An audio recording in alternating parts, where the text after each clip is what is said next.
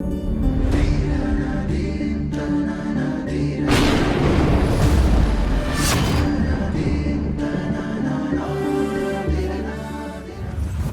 ಗುರುಭ್ಯೋ ನಮಃ ಹರಿ ಓಂ.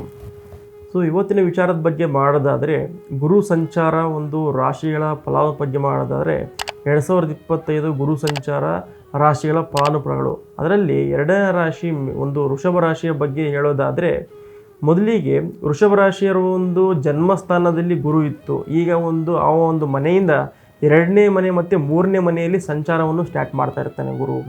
ಇದರಿಂದ ನಿಮಗೆ ಒಂದು ಶತ್ರು ಸ್ಥಾನದಲ್ಲಿ ಒಂದು ಗುರು ಇದ್ದರೂ ಕೂಡ, ಆದರೂ ಕೂಡ ಅಧಿಕ ರೂಪದಲ್ಲಿ ನಿಮಗೆ ಒಂದು ಅದೃಷ್ಟ ಅಂತಲೇ ಹೇಳ್ಬೋದು. ಯಾವ ಥರ ಅದೃಷ್ಟ ಮತ್ತು ಏನಿರ್ಬೋದು ಅಂತ ಹೇಳೋದಾದರೆ, ನಿಮಗೆ ಗುರುಬಲವು ತುಂಬ ಒಂದು ಯಥೇಚ್ಛವಾಗಿ ನಿಮ್ಮ ಮೇಲೆ ಇರುತ್ತೆ. ಈ ಒಂದು ವರ್ಷ ನೀವು 2025ರಲ್ಲಿ ಸಾಕಷ್ಟು ಒಂದು ಅನಿರೀಕ್ಷಿತ ಧನಲಾಭಗಳನ್ನು ನೀವು ಈ ಒಂದು ವರ್ಷದಲ್ಲಿ ಕಾಣ್ತಾ ಇರ್ತೀರಾ. ಮತ್ತು ಯಾವ ಒಂದು ಪೊಲಿಟಿಷಿಯನ್ ಬ್ಯಾಕ್ಗ್ರೌಂಡಲ್ಲಿ ಇರ್ತೀರಾ, ತುಂಬ ವರ್ಕ್ ಮಾಡ್ತಿರ್ತೀರ, ಒಂದು ಕಾರ್ಯಕರ್ತರು ಯಾರಾಗಿರ್ತೀರೋ ಅಂಥವ್ರಿಗೆ ಒಂದು ಒಳ್ಳೆಯ ಒಂದು ಕಾಲ ಅಂತ ಹೇಳ್ಬೋದು. ಅಂದರೆ ಒಂದು ದೊಡ್ಡ ಒಂದು ಅಧಿಕಾರಿಗಳಿಂದ ನಿಮಗೆ ಒಂದು ಒಳ್ಳೆಯ ಪ್ರಶಂಸೆಗಳು ನಿಮಗೆ ಒಂದು ಸಿಗ್ತಾ ಇರುತ್ತೆ.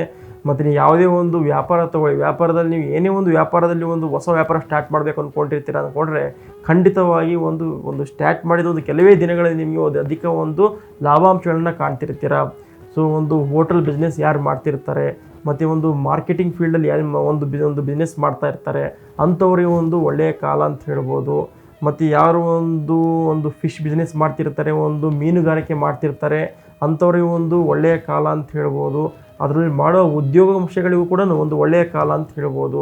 ಟೋಟಲಾಗಿ ಈ ಒಂದು ವೃಷಭ ರಾಶಿಯವ್ರಿಗೆ ಹೇಳಬೇಕಂತ ಹೇಳಿದ್ರೆ 90% ಅಷ್ಟು ಒಂದು ಒಳ್ಳೆಯ ಒಂದು ಸಂಚಾರ ಆಗೋದ್ರಿಂದ ಖಂಡಿತವಾಗಿ ನೀವು ಒಂದು ಒಳ್ಳೆಯ ಒಂದು ಕಾಲಗಳನ್ನು ನೀವು ನೋಡ್ತಾ ಇರ್ತೀರ. ಈ ಒಂದು ಟೈಮ್ನಲ್ಲಿ ಯಾರಿಗೆ ಇಷ್ಟು ದಿನ ಒಂದು ಮದುವೆ ಆಗ್ತಾರಲ್ವೋ ಅಂಥವ್ರಿಗೆ ಗುರುಬಲ ಬರೋದರಿಂದ ಖಂಡಿತವಾಗಿ ಅತಿ ಶೀಘ್ರದಲ್ಲಿ ನಿಮಗೆ ಒಂದು ಕಂಕಣ ಭಾಗ್ಯ ಮತ್ತು ಗುರುಬಲದಿಂದ ಖಂಡಿತ ಶುಭ ಕಾರ್ಯಗಳಾಗ್ತಾ ಇರುತ್ತೆ.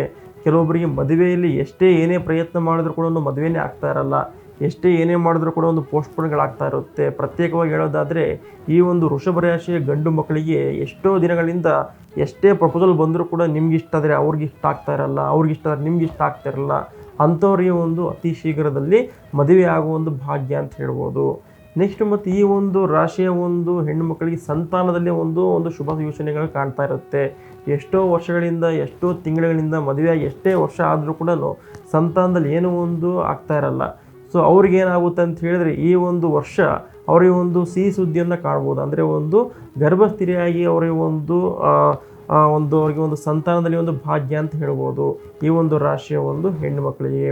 ಮತ್ತು ವ್ಯಾಪಾರದ ಬಗ್ಗೆ ಹೇಳೋದಾದರೆ, ಈ ಒಂದು ವ್ಯಾಪಾರ ಏನು ಮಾಡ್ತಿರ್ತಾರೆ ಅಂತ ಹೇಳಿದ್ರೆ, ಈ ಒಂದು ವೃಷಭ ರಾಶಿಯವರು ಕಬ್ಬಿಣಕ್ಕೆ ಸಂಬಂಧಪಟ್ಟಂತೆ ಇರ್ಬೋದು, ಅಥವಾ ಒಂದು ದ್ವಿದಳ ಧಾನ್ಯ ಯಾರು ಬಿಸ್ನೆಸ್ ಮಾಡ್ತಿರ್ತಾರೆ, ಒಂದು ತೊಗರಿ ಬೆಳೆ ಇರ್ಬೋದು, ಅಥವಾ ಒಂದು ಹೆಸರು ಕಾಳು ಇರ್ಬೋದು, ಇಂಥ ಯಾರು ವ್ಯಾಪಾರ ಮಾಡ್ತಿರ್ತಾರೋ ಅಂಥವ್ರಿಗೆ ಒಂದು ಒಳ್ಳೆಯ ಕಾಲ ಅಂತ ಹೇಳ್ಬೋದು. ಮತ್ತು ಯಾರಿಗೆ ಇಷ್ಟು ದಿನ ನಿಮ್ಮ ಅಮೌಂಟು ಸ್ಟ್ರಕ್ ಆಗಿರುತ್ತೋ, ಯಾರೋ ನಿಮಗೆ ಒಂದು ದುಡ್ಡು ಕೊಡಬೇಕಾಗಿರುತ್ತೆ, ತುಂಬ ದಿನಗಳ ಕಾಲ ಒಂದು ಪೋಸ್ಟ್ಪೋನ್ ಆಗ್ತಾ ಇರುತ್ತೆ ದುಡ್ಡು ಕೊಡೋದು, ಅಂಥವ್ರಿಗೆ ಅತಿ ಶೀಘ್ರದಲ್ಲಿ ನಿಮಗೆ ಒಂದು ಧನ ಲಾಭಗಳಾಗ್ತಾ ಇರುತ್ತೆ. ಹಿಡಿದಿಟ್ಟಿರೋ ಅಮೌಂಟ್ಗಳು ನಿಮಗೆ ವಾಪಸ್ ನಿಮ್ಗೆ ಬರ್ತಾ ಇರುತ್ತೆ. ಮತ್ತು ನಿಮ್ಮಿಂದ ಬೇರೆಯವರಿಗೆ ಒಂದು ಹೆಚ್ಚಿನ ರೂಪದಲ್ಲಿ ಒಂದು ಧನ ಆಕಾಂಕ್ಷೆಗಳು ಯಾರಿರ್ತಾರೋ ಅಂಥವ್ರಿಗೆ ಒಂದು ದುಡ್ಡನ್ನು ಕೊಡೋದು ನೀವು ಆಗ್ತಾ ಇರ್ತೀರ. ಮತ್ತು ಎಷ್ಟೋ ದಿನಗಳಿಂದ ನಿಮಗೆ ಒಂದು ಮನೆಗಳು ನಿಮಗೆ ಪೆಂಡಿಂಗ್ ಬೀಳ್ತಾ ಇರುತ್ತೆ. ಅಂದರೆ ಯಾವುದೋ ಒಂದು ಲೋನ್ ಸ್ಯಾಂಕ್ಷನ್ ಆಗ್ತಾ ಇರಲ್ಲ, ಏನೋ ಒಂದು ಪ್ರಾಬ್ಲಮ್ ಆಗಿ ನಿಮಗೆ ಮನೆಗಳು ನಿಮ್ಗೆ ಪೆಂಡಿಂಗ್ ಬೀಳ್ತಾ ಇರುತ್ತೆ. ಅಂಥವ್ರಿಗೆ ಮನೆ ಕಟ್ಟೋದಕ್ಕೆ ಒಂದು ಒಳ್ಳೆಯ ಕಾಲ ಅಂತ ಹೇಳ್ಬೋದು. ಖಂಡಿತವಾಗಿ ಅತಿ ಶೀಘ್ರದಲ್ಲಿ ನಿಮಗೆ ಲೋನ್ಗಳು ಕೂಡ ಸ್ಯಾಂಕ್ಷನ್ಗಳಾಗುತ್ತೆ, ಮನೆ ಕೂಡ ನಿಮಗೆ ಕಟ್ಟೋದಕ್ಕೆ ಒಂದು ಪ್ರಾರಂಭಗಳು ಮಾಡ್ತಿರ್ತೀರ ನೀವು. ಮತ್ತು ಉದ್ಯೋಗ ಯಾರು ಮಾಡ್ತಿರ್ತಾರೆ ಅಂದರೆ, ಈ ಒಂದು ರಾಶಿಯ ಒಂದು ಸರ್ಕಾರಿ ನೌಕರರಿಗೆ ಒಂದು ಒಳ್ಳೆಯ ಕಾಲ ಅಂತ ಹೇಳ್ಬೋದು. ಅಂದರೆ ಅತಿ ಶೀಘ್ರ ನಿಮಗೆ ಬಡ್ತಿ, ಒಂದು ಪ್ರಮೋಷನ್ ಅನ್ನು ನಿಮ್ಗೆ ಆಗ್ತಾ ಇರುತ್ತೆ. ಮತ್ತು ನಿಮಗೆ ಬೇರೆ ಒಂದು ಸ್ಥಳ ಬದಲಾವಣೆಗಳು ನಿಮಗೆ ಜಾಸ್ತಿ ಆಗ್ತಾ ಇರುತ್ತೆ. ಅಂದರೆ ಬೇರೆ ಸ್ಥಳಕ್ಕೆ ಹೋದರೂ ಕೂಡ ನಿಮಗೆ ಒಂದು ಒಳ್ಳೆಯ ಒಂದು ಸ್ಯಾಲ್ರಿ ಅಥವಾ ಸಂಬಳವನ್ನು ನಿರೀಕ್ಷೆ ಮಾಡಿ ಖಂಡಿತ ನಿಮಗೆ ಟ್ರಾನ್ಸ್ಫರ್ಗಳನ್ನ ಮಾಡ್ತಾ ಇರ್ತಾರೆ ಸರ್ಕಾರಿ ಉದ್ಯೋಗಗಳು ಯಾರು ಮಾಡ್ತಿದ್ದೋ ಅವ್ರಿಗೆ. ಮತ್ತು ಒಂದು ಪ್ರಶಸ್ತಿ ಕೂಡ ನಿಮಗೆ ಸಿಗುವಂತಾಗ್ತಾ ಇರುತ್ತೆ. ಯಾರು ಈ ಒಂದು ಪೊಲೀಸ್ ಇಲಾಖೆಯಲ್ಲಿ ಯಾರು ಕೆಲಸ ಮಾಡ್ತಿರ್ತಾರೋ ಅಂಥ ಒಂದು ಉದ್ಯೋಗಗಳಿಗೆ ಯಾವುದೋ ಒಂದು ರೂಪದಲ್ಲಿ ನಿಮಗೆ ಒಂದು ಪ್ರಶಸ್ತಿಗಳು ನಿಮ್ಗೆ ಸಿಗೋದಾಗಲಿ, ಅದು ಕಾನೂನಿಗೆ ಸಂಬಂಧಪಟ್ಟಂತೆ ಯಾರು ಒಂದು ವಿಚಾರಗಳನ್ನ ಮಾಡ್ತಿರ್ತಾರೋ, ಅಂದರೆ ಲಾಯರ್ ಇರ್ಬೋದು, ಒಂದು ಒಳ್ಳೆಯ ಒಂದು ಕೇಸ್ಗಳನ್ನ ನೀವು ಗೆದ್ದುಬಿಟ್ಟು ಒಳ್ಳೆಯ ಒಂದು ಪ್ರಶಸ್ತಿ ಸಿಗೋದಿರ್ಬೋದು. ಮತ್ತು ಅಲ್ಲೂ ಕೂಡ ನೀವು ಒಂದು ಒಳ್ಳೆಯ ಹೆಸರನ್ನು ಮಾಡುವಂಥ ಕಾಲ ಅಂತ ಹೇಳ್ಬೋದು. ಅಧಿಕಾರಿಗಳಿಗೆ ಕಾನೂನು ಸಂಬಂಧಪಟ್ಟಂತೆ ಯಾರೇ ಏನೇ ಕೆಲಸ ಮಾಡಿದ್ರೂ ಕೂಡ ಒಂದು ಒಳ್ಳೆಯ ಕಾಲ ಅಂತ ಹೇಳ್ಬೋದು.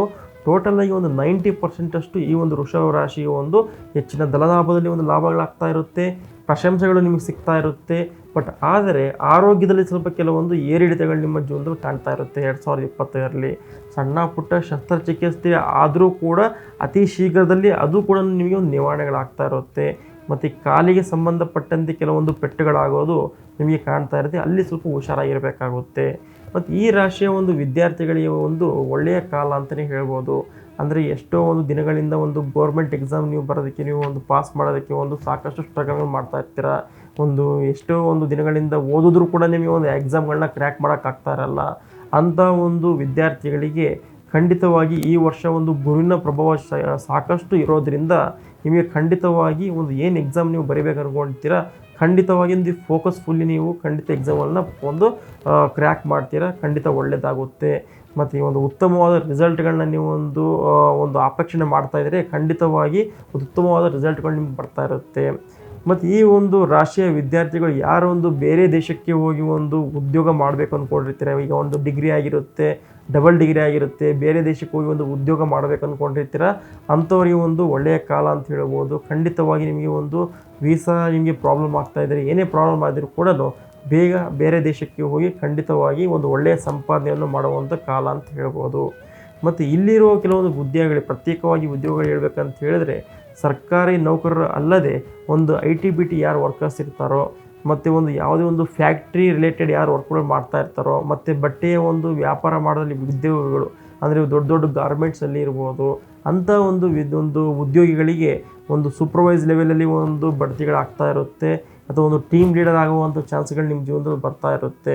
ಸೊ ಅಲ್ಲಿ ನಿಮಗೆ ಸಾಕಷ್ಟು ಒಂದು ಲಾಭಗಳಾಗ್ತಾ ಇರುತ್ತೆ. ಟೋಟಲಾಗಿ ಹೇಳ್ಬೇಕಂತ ಹೇಳಿದ್ರೆ, ವ್ಯಾಪಾರಿಗಳಿರ್ಬೋದು, ಉದ್ಯೋಗಿಗಳಿರ್ಬೋದು, ಅಥವಾ ಒಂದು ಶಿಕ್ಷಣ ಕ್ಷೇತ್ರದಲ್ಲಿರ್ಬೋದು, ಮತ್ತು ಯಾರೇ ಒಂದು ಮದುವೆಗಳಾಗ್ತಾ ಇರಲ್ಲ ಅಂಥವ್ರು ಇರ್ಬೋದು, ಸಂತಾನದಲ್ಲಿ ಏನು ಸಮಸ್ಯೆ ಕಾಣ್ತಾ ಇರುತ್ತೆ ಅಂಥವ್ರಿಗೆ ಖಂಡಿತವಾಗಿ ವೃಷಭ ರಾಶಿಯವರಿಗೆ ಖಂಡಿತವಾಗಿ ಒಳ್ಳೆಯದಾಗುತ್ತೆ. ಮತ್ತು ಗುರುವಿನ ಸಂಚಾರ ನಿಮ್ಮ ಮನೆಯಿಂದ 2ನೇ ಮತ್ತು 3ನೇ ಮನೆಗೆ ಹೋಗೋದರಿಂದ ಅಲ್ಲಿವರೆಗೂ ಕೂಡ ನಿಮಗೆ ಖಂಡಿತ ಗುರುಬಲ ಇರುತ್ತೆ.